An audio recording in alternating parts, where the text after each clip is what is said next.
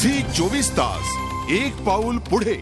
पुणे महापालिकेचे उपायुक्त रमेश शेलार यांच्या पत्नीच्या नावे 13 फ्लॅट्स आहेत आणि त्याचा प्रॉपर्टी टॅक्स बुडवल्याचं आम्ही समोर आणलं। त्यानंतर त्यावर कारवाई व्हायला हवी असा सूर पुणेकरांकडूनच उमटला।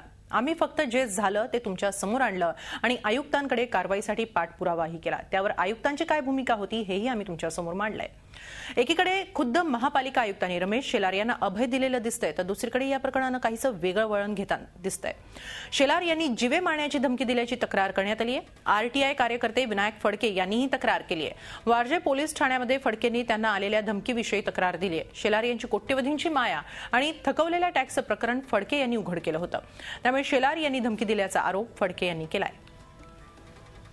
संशय रमेश शेलार व त्यांच्या कुटुंबियांवरतीच आहे, कारण मला अनेक वेळा महापालिकेत भेटल्यानंतर ते अनेक वेळा मला म्हटलेले आहेत की एकच झटका देईन, तुझं अख्खं कुटुंब उद्ध्वस्त करून टाकील, असं मला वारंवार त्यांनी यापूर्वी धमक्या दिलेल्या आहेत। आणि हा त्यांची सवयच आहे, म्हणजे पहिल्यापासून त्यांच्या विरोधात जर कोणी गेलं तर ते अशाच माध्यमातून धमक्या देतात किंवा त्यांचे जे हितसंतक आहे, समर्थक आहे, त्यांच्या काही लोकांबरोबर भागीदार आहेत, त्या लोकांच्या मार्फत संबंधित व्यक्तीला धमकी देण्याची ही पूर्वपार त्यांची सवय आहे।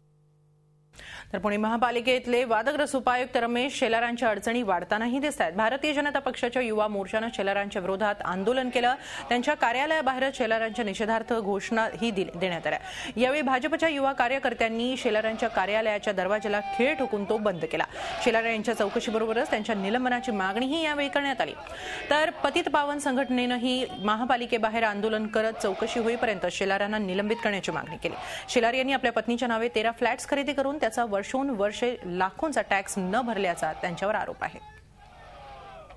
बेजबाबदार व नियमांच्या महानगरपालिकेच्या नियमांना खिळा ठोकणाऱ्या, त्या नियमांचं टांगणाऱ्या अशा रमेश शेलारला या महानगरपालिकेच्या सेवेतून त्वरित हकालपट्टी करावी अशी भारतीय जनता पार्टी युवा मोर्चाच्या वतीने पुणे शहराच्या वतीने आम्ही या ठिकाणी तीव्र मागणी करतो। जर ही हकालपट्टी आपली झाली नाही तर याच्या पुढच्या काळात मोठं आंदोलन रमेश शेलार व महानगरपालिकेचे आयुक्त महेश पाठक यांच्या विरोधात आम्ही नक्की उभारू। झी 24 तास एक पाऊल पुढे।